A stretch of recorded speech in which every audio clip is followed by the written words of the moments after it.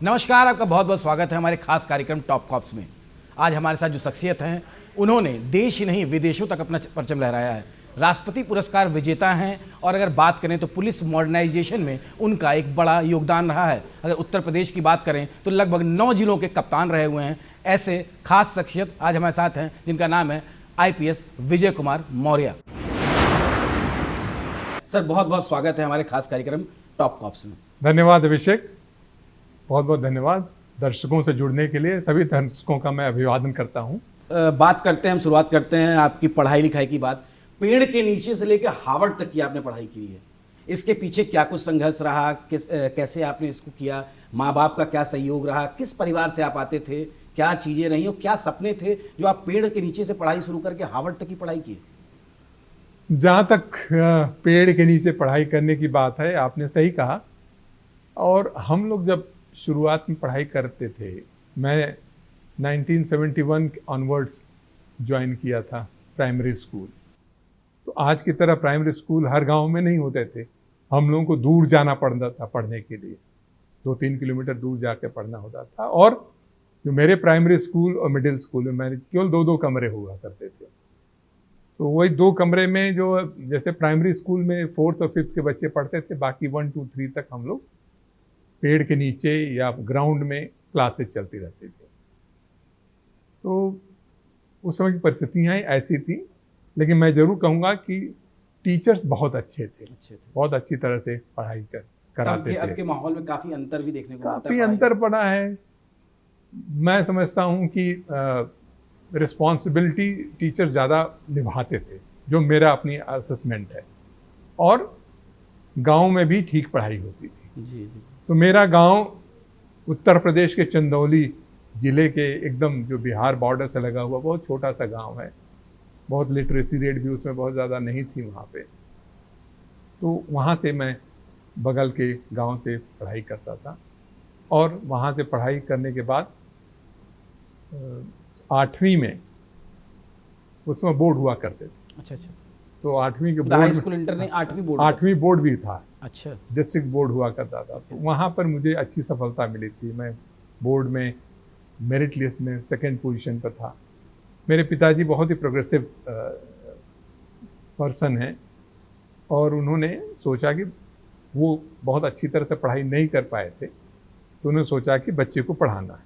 तो मैं समझता हूँ कि ये हमारे माँ बाप की बहुत बड़ी भूमिका थी कि मुझे थोड़ा सा आगे बढ़ाने में।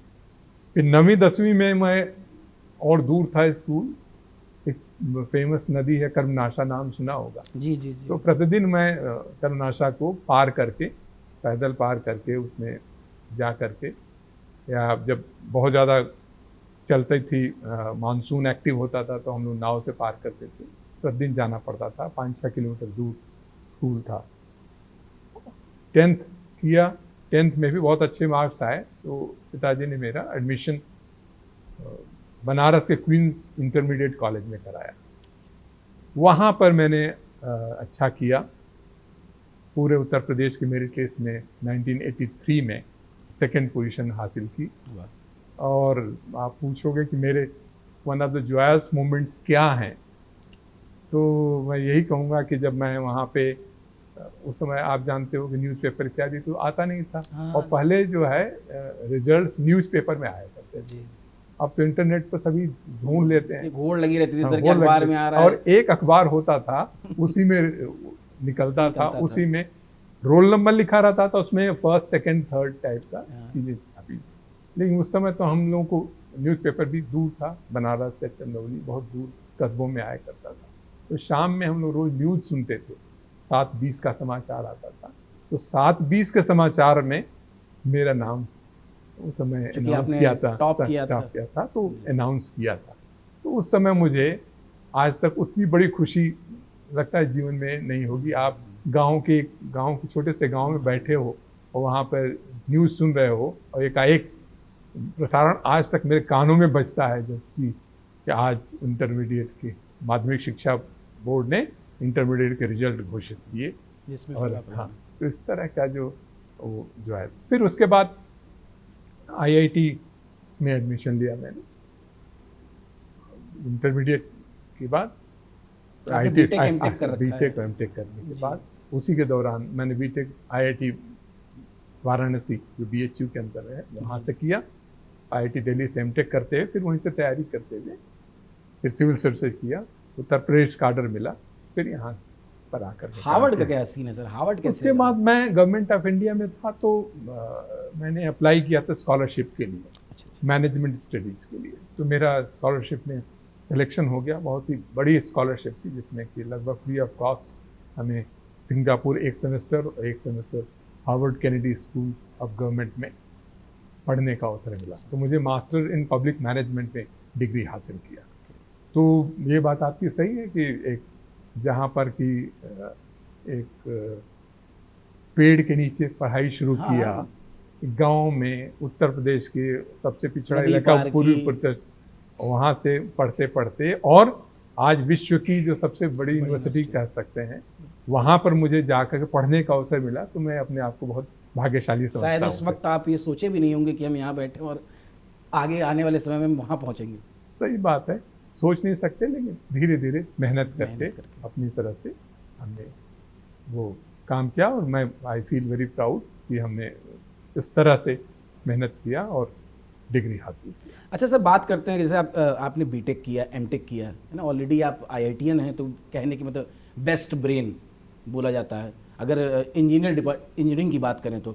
वैसे अगर बात करें तो इंडिया का जो सबसे टॉप ब्रेन होता है वो यूपीएससी निकालता है, वो आईपीएस बनता है, आईएएस बनता है। तो दोनों ही बराबर की चीज़ें हैं, तो वहाँ से छोड़ के इधर आने का क्या सीन हुआ? देखिए, शुरू में ही मन था, हमारे पेरेंट्स का भी मन था और मेरा भी मन था कि हम पब्लिक सर्विस में जाएं। प्रेस्टीज इन्वॉल्व है बहुत ज़्यादा, आप जानते हैं कि अभी भी है, वही क्रेज़ है और उस समय तो और ज़्यादा क्रेज़ था। तो यहाँ पर पब्लिक सर्विस में आकर के आपको एक वाइड स्पेक्ट्रम पे, एक वाइड बेस पर काम करने का अवसर मिलता है, लोगों की सेवा करने का अवसर मिलता है।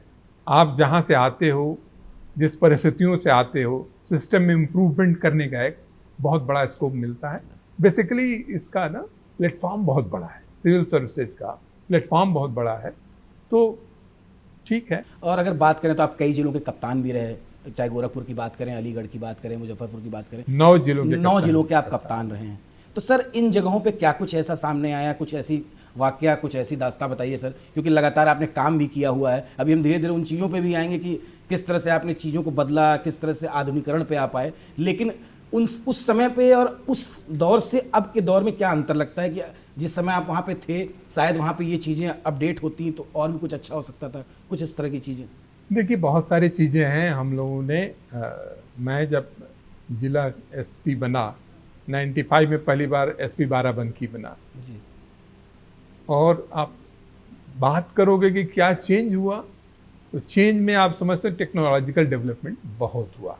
पहले केवल वायरलेस से ही हमारे सबसे फास्ट मीडियम था और पुलिस ही सबसे ज़्यादा फास्ट थी इस मामले में, लेकिन आज आम आदमी भी काफ़ी हद तक एम्पावर्ड हो गया है। तो कम्युनिकेशन के साधन बहुत ज़्यादा बढ़े हैं, टेक्नोलॉजिकल डेवलपमेंट बहुत ज़्यादा अच्छे हुए हैं। उस समय क्राइम का पैटर्न बहुत ज़्यादा चेंज हुआ है। उस समय डकैती, लूट, 90 का दशक सर, बिल्कुल मतलब क्राइम, फिरौती हेतु अपहरण, इस तरह की समस्याएं बहुत ज़्यादा थी। गांव में डकैतियां पड़ जाती थी। अब उन सारी चीज़ों के जगह पर साइबर फ्रॉड की एक बहुत बड़ी नई चीज़ आ गई है। तो क्रिमिनल्स का बिहेवियर भी उसी तरह से चेंज हुआ है। तो इस तरह की सारी चीज़ें हो सकती हैं। जैसा मैंने बताया, बहुत सारे चैलेंजिंग डिस्ट्रिक्ट में मैंने काम किया है। बाराबंकी से शुरुआत किया, यहाँ पर ड्रग्स का बहुत बड़ा था। वहाँ पर बहुत ही बड़े जो ड्रग माफिया थे, बड़े से बड़े ड्रग माफिया थे, उनको अरेस्ट किया, उनको जेल भेजा। और मेरा जब वहाँ से ट्रांसफ़र हुआ तो बहुत ही कंट्रोवर्शियल ट्रांसफ़र था। अच्छा। लोगों में, मुझे याद है कि लखनऊ के फ्रंट पेज पर मेरा ट्रांसफ़र छपा था, जब ऐसा लगा कि इतना आपने वहाँ पे माहौल टाइट किया, तो उस चक्कर में हुआ। तो फिर उसके बाद मैं एसएसपी फैजाबाद भी रहा। आप समझ सकते हैं उसमें बहुत सेंसिटिविटी थी। बिल्कुल। माननीय ये पहली पोस्टिंग और दूसरी पोस्टिंग भी बहुत ही सेंसिटिव पोस्टिंग थी। और उस समय राम जन्मभूमि की सुरक्षा एक बहुत बड़ा प्रायोरिटी थी। साल भर में वहाँ एसएसपी था और वो एक बहुत बड़ा चैलेंज था। उस समय नया नया मामला था और सीआरपीएफ से लेकर हमारी फोर्स लगती थी। हर महीने हम लोग समीक्षा करते थे, लगातार दौरा करते थे। उसके बाद बरेली चला गया, वहाँ से 2 साल वहाँ रहा, फिर अलीगढ़ गया। अलीगढ़ सर, तो अलीगढ़ एक बहुत ही चैलेंजिंग डिस्ट्रिक्ट अभी भी है, लेकिन पहले और भी ज़्यादा सेंसिटिव था। वहाँ अलीगढ़ मुस्लिम यूनिवर्सिटी में प्रॉब्लम चल रही थी, उस समय मुझे तैनात किया गया था। मुझे अच्छी तरह याद है, सन 1999 में 7 दिसंबर की रात को, 6 दिसंबर की रात को मुझे फ़ोन आया कि आपको जाना है वहाँ पर। यूनिवर्सिटी में बच्चों ने बहुत प्रॉब्लम कर रखी है, वहाँ जाकर के यूनिवर्सिटी को संभाला। One of the very challenging assignment. मैं अपने आप को बच्चों को वो करना, मैनेज करना, वही झगड़ा लड़ाई, बहुत दिक्कत होती है। मैं आपको बता दूं कि यूनिवर्सिटी के या छात्रों के साथ सामंजस्य बनाना और उनके समस्याओं को हल करना अपने आप में पुलिस के लिए बहुत चैलेंज रहता है। तो मैंने उसको हल किया और फिर से मुझे 2004 में वहाँ के कम्युनल सिचुएशन को देखते हुए फिर से पोस्ट किया जाए। आपको सर 2 बार वहाँ पे पोस्टिंग दी गई थी, वहाँ से 2 बार पोस्टिंग। ये क्या वजह थी सर? की वही मैं बता रहा हूँ कि एक बार मैं वहाँ से अलीगढ़ से फिर चला गया था यूनाइटेड नेशंस में। ओके। कोसोवो में एक वॉर टर्फ एरिया था, वॉर टाउन एरिया था, वहाँ पे पीस इस्टेब्लिश हो रही थी यूएन के तत्वावधान में। तो मेरी वहाँ पोस्टिंग हो गई थी। तो 1 साल मैं वहाँ रहा। अर्सवेल यूगोस्लाविया का एक पार्ट कोसोवो अभी है, तो वहाँ पर 1 साल रहा।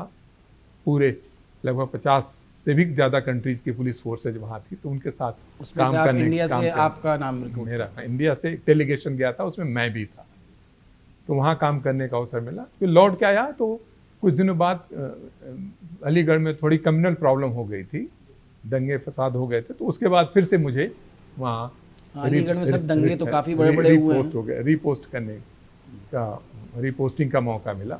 वहाँ भी बहुत ही बढ़िया कार्य किया। 2 साल लगातार मैं वहाँ पोस्टेड रहा। वहाँ से प्रमोशन होने के बाद मैं डीआईजी आजमगढ़, डीआईजी सहारनपुर और डीआईजी मेरठ में काम किया।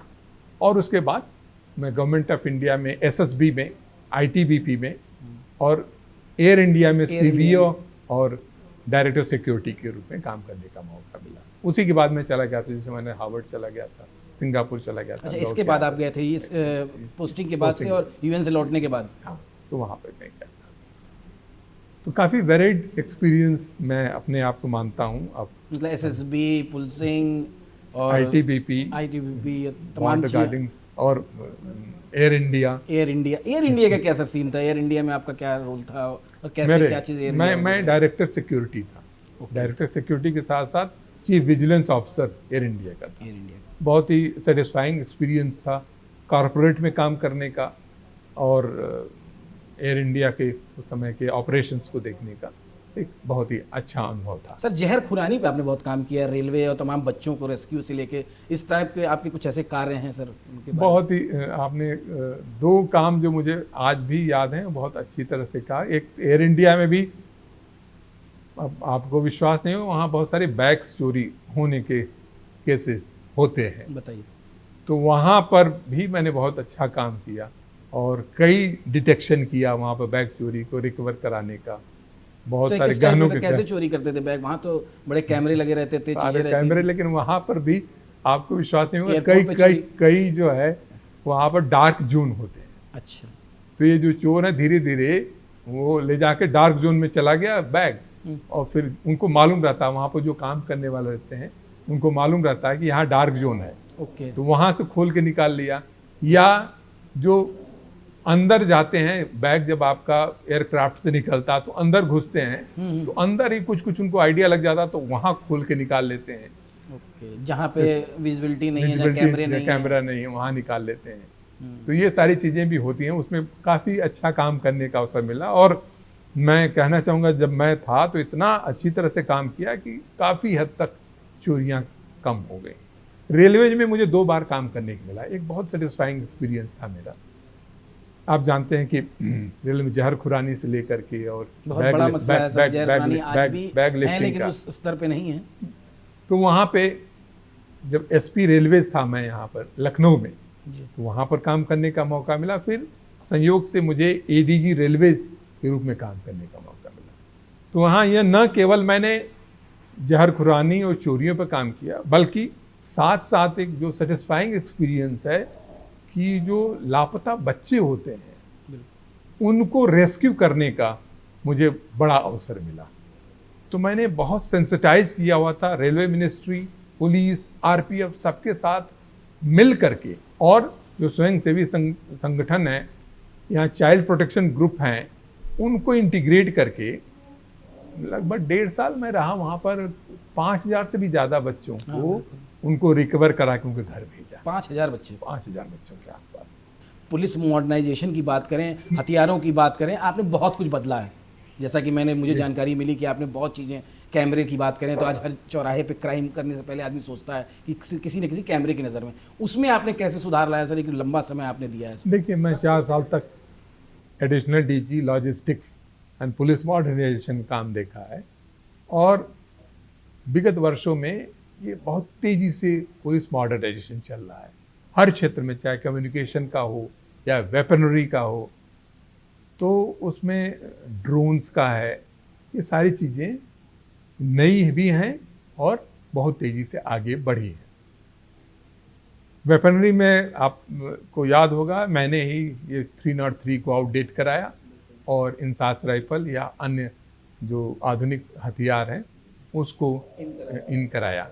तो एक बड़ा काम था कि सारे के सारे हथियारों को रिप्लेस करके बहुत मायने, पुलिस परेशान होती थी, अपराधी अच्छे वेपन रखते थे और पुलिस के पास नहीं होता था। सही बात है।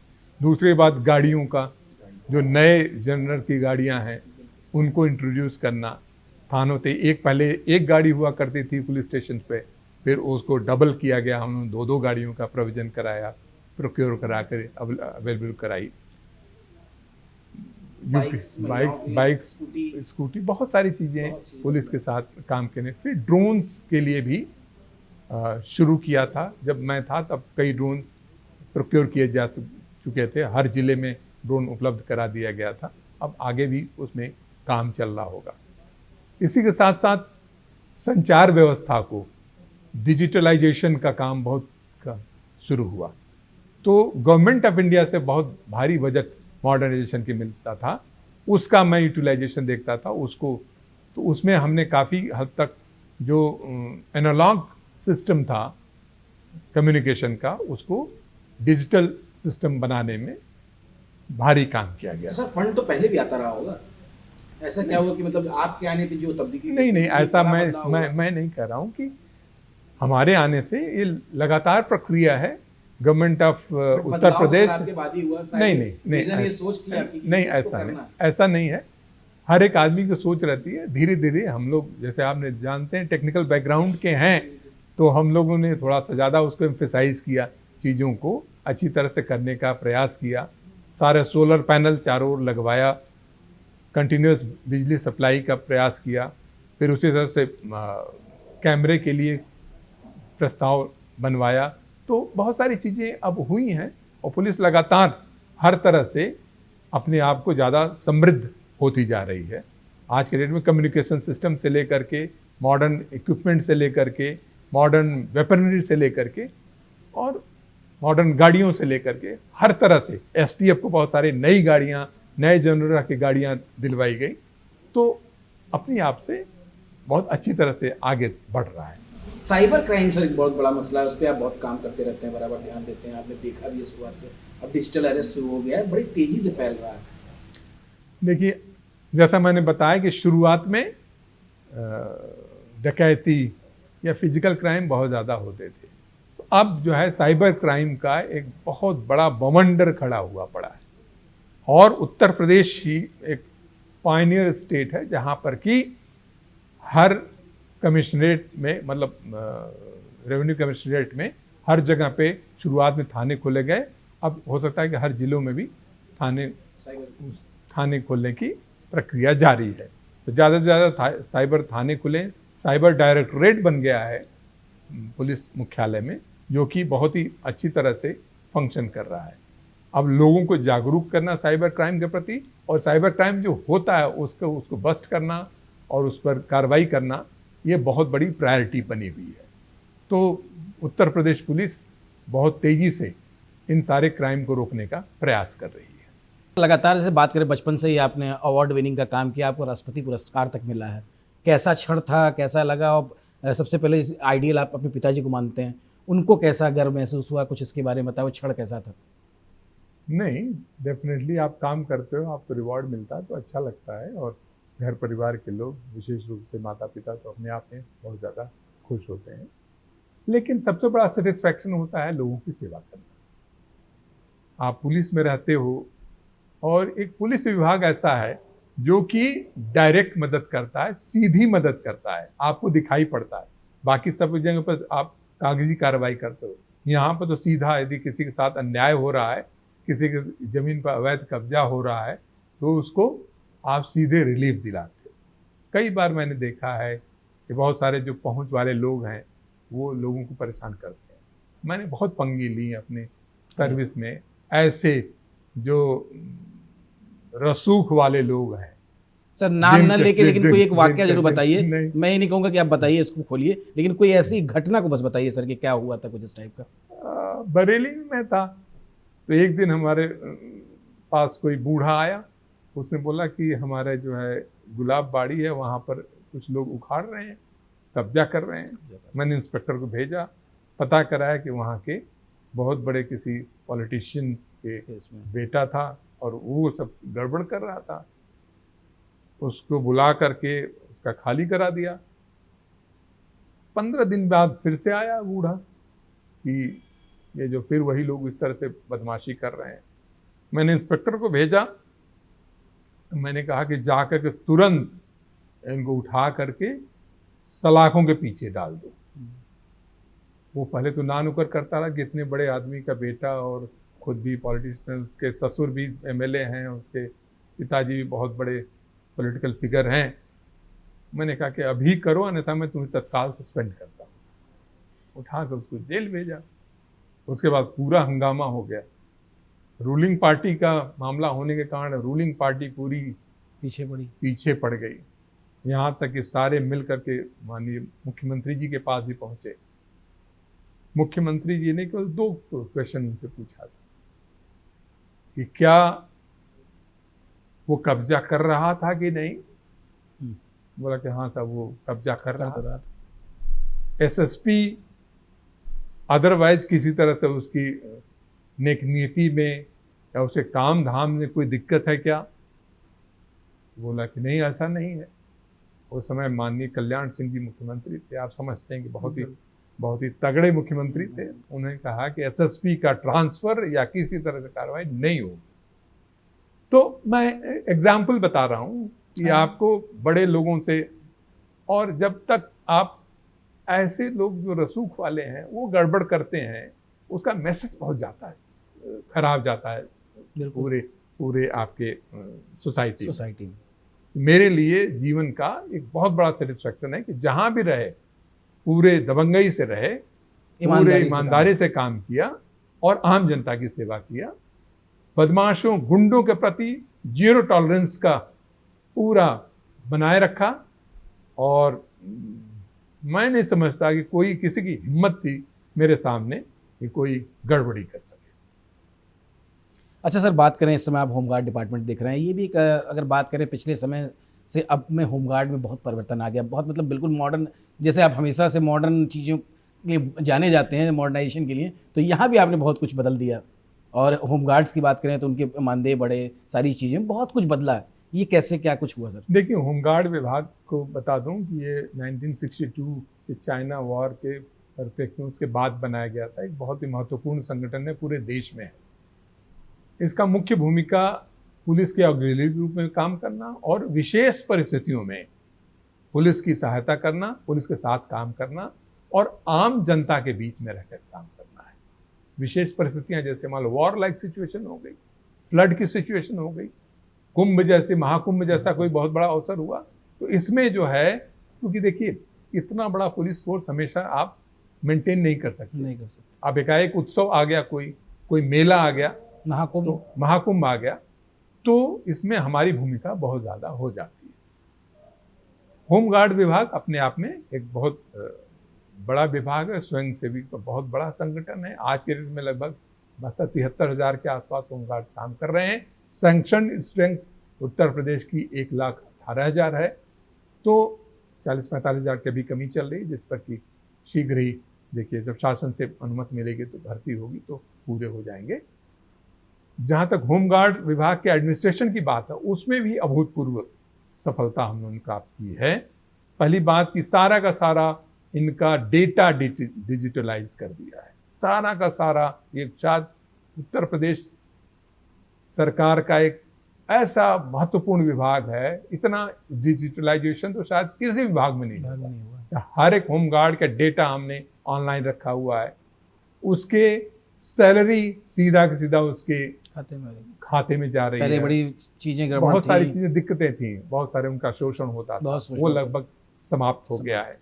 उनका ड्यूटी का एलोकेशन भी सीधा कंप्यूटर के रोस्टर सिस्टम से होता है, तो उसमें मैनुअल इंटरफेरेंस नहीं आना था। नीचे के होमगार्ड के अधिकारी कर्मचारी बहुत शोषण करते थे। ये इस विभाग का दुर्भाग्य है, लेकिन उसको एकदम मिनिमम लेवल पर ला दिया है। तो इसी तरह से बहुत सारे विभाग में बहुत सारे जगहों पर होमगार्ड के सरकारी दफ्तर नहीं थे। मैंने 3 साल मुझे लगभग हो गया है, उसमें लगभग 15-20 जगहों पे नए दफ्तर बन गए हैं और दफ्तर बनने के ज़मीन एक्वायर करने की प्रोसेस में है। तो साल 2 साल में लगभग हर जगह आपको राजकीय दफ्तर मिल जाएंगे। इसी तरह से जैसे यहाँ पर होमगार्ड हेडक्वार्टर में जो हमारे कर्मचारी बड़े खराब कंडीशन में रह रहे थे, तो उनके लिए मल्टी स्टोरीड बिल्डिंग मैंने सैंक्शन करा दी, वो प्रोग्रेस में बन जाएगी, 1 साल के अंदर आ जाएगी। तो जितने यहाँ कर्मचारी खराब जगह पर रुक रहे हैं और बड़ी गंदगी की जगह पर रुक रहे हैं, उनके लिए बहुत ही मॉडर्न अच्छी तरह से उनको रेजिडेंस अवेलेबल हो जाएंगे। बहुत सारे यहाँ के कार्यालय को और स्ट्रीमलाइन किया गया है। यहाँ की ई ऑफिस शुरू कर दी गई है, सारे ट्रांजैक्शन अब इलेक्ट्रॉनिक मीडियम से हो रहे हैं। तो समय के साथ अगर बात करें, बहुत सारी चीज़ों को हम लोगों ने बदलाव किया है। ठीक सर, बहुत बहुत धन्यवाद आपको हमारे इस खास कार्यक्रम में जुड़ने के लिए। थैंक यू, बहुत बहुत धन्यवाद हम सभी दर्शकों का। तो देखिए, हमारे साथ ये थे विजय कुमार मौर्य जी, जो इस समय वर्तमान में डीजी होमगार्ड हैं, और अपने जीवन काल को सुना, कैसे उन्होंने अपना वक्त गुजारा, कैसे पढ़ाई की, राष्ट्रपति पुरस्कार विजेता हैं। और अगर बात करें तो सबसे बड़ी चीज़ देखने वाली है कि जिन जिलों में ये रहे कार्यरत, वहाँ पे एक से एक बड़े बड़े दबंग आए, उनकी दबंगई ख़त्म की। और अगर बात करें पुलिस मॉडर्नाइजेशन की, तो उत्तर प्रदेश में पुलिस मॉडर्नाइजेशन करने आने में इनका एक बहुत बड़ा योगदान रहा।